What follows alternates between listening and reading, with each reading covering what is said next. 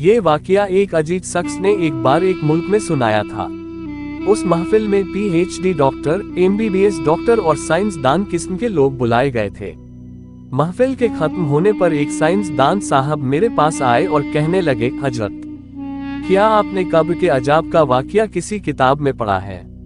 मैंने कहा, जी हाँ, हजरत उमर बिन अब्दुल अजीज रह का ये वाकया हजरत शेखुल हदीस मौलाना मोहम्मद ज़करिया रह ने फ़ज़ाइल सदक़ात में भी नकल फरमाया है। जब ऐसे ठोस बुजुर्ग कोई वाकया नकल करे तो वह सही ही होगा।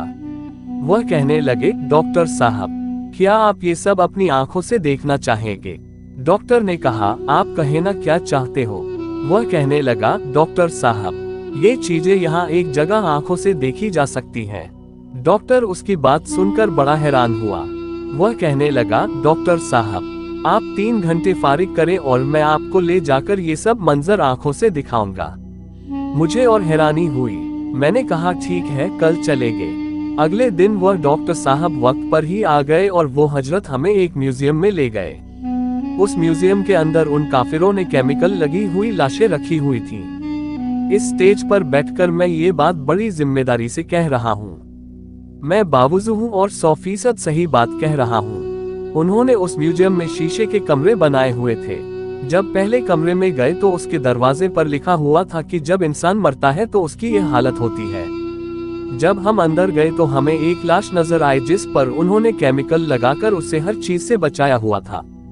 इसको हनूद केमिकल शुदा लाश कहते हैं। इंग्लिश में इसको ममी कहते हैं। उन्होंने कहा कि जब कोई बंदा मरता है तो वह इस हालत में होता है। हमने इसको केमिकल लगाकर यहाँ रख दिया है। हम उस लाश को देखकर हैरान हुए। फिर वह दूसरे कमरे में ले गया। वहाँ एक प्लेट पर लिखा हुआ था कि यह आदमी मरा तो हमने इसको कब्र में डाला।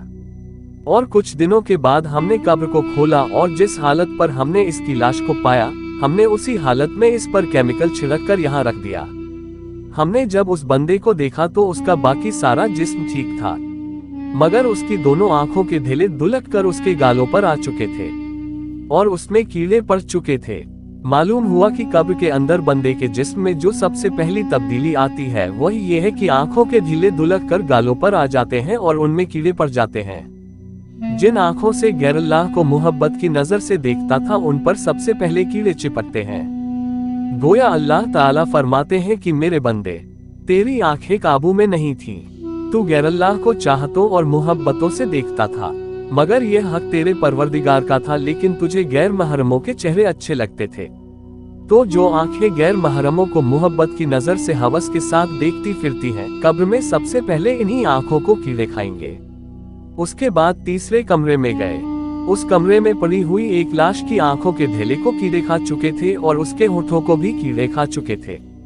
सिर्फ दांतों की बतीसी नजर आ रही थी।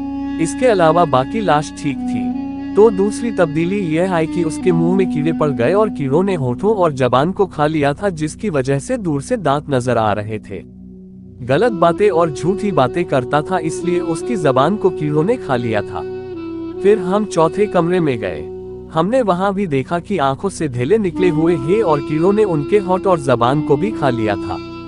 इसके अलावा हमने देखा कि उसका पेट प्याले की तरह बना हुआ है और उस प्याले के अंदर कीड़े पड़े हुए हैं। जिस पेट में हराम डालता था उसमें कीड़े पड़ चुके थे और उसे खा रहे थे। फिर अगले कमरे में देखा कि कीड़ों ने फैलना शुरू कर दिया था। कीड़े पूरे शरीर में फैल चुके थे। फिर एक ऐसे कमरे में गए जहां कीड़ों ने जिस्म का पूरा गोश्त खा लिया था, सिर्फ हड्डियां मौजूद थीं। फिर अगले कमरों में हड्डियों के बोसीदा होने की हालत को देखा और जब हम आखिरी कमरे में पहुंचे तो वहां लिखा हुआ था कि जब हमने इस कब्र को खोदा तो सिर्फ रीढ़ की हड्डी का इतना हिस्सा बाकी मिला था, बाकी सब हड्डियों को भी कीड़ों ने खा लिया था। ये सब मामलात इंसान को कब्र के अंदर पेश आते हैं। हमारी किताबों में लिखा हुआ था और उस मुल्क के काफिरों ने कब्र में जो तब्दीली देखी उसे ममी की हुई लाशों की सूरत में लोगों के लिए नुमाइश बनाया हुआ था। मगर वह कौन सी लाशें होती हैं जिनको मिट्टी और कीड़े नहीं खाते? जो लोग गुनाहों से बचते हैं और अल्लाह के हुजूर पेश होते हैं क्योंकि उन्होंने अपने इल्म और इरादे से गुनाह नहीं किया होता, इसलिए उनकी लाशें कब्रों में महफूज रहती हैं।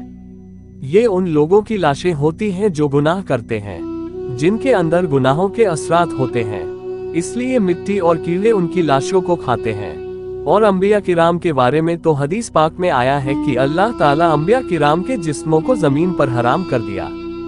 इसी तरह जो अंबिया किराम के वारिस होते हैं और गुनाहों से अपने जिस्मों को बचाते हैं, उनके जिस्मों में गुनाहों की गंदगी नहीं होती, इसलिए जब उनके जिस्मों को कब्रों में रख देते हैं तो अल्लाह ताला की जमीन उनके जिस्मों को भी नहीं गला सकती और कीड़े भी उनके जिस्मों में नहीं पड़ सकते। वाज औलिया के जिस्म कब्रिस्तान की खुदाई के वक्त बिल्कुल सही सलामत पाए गए।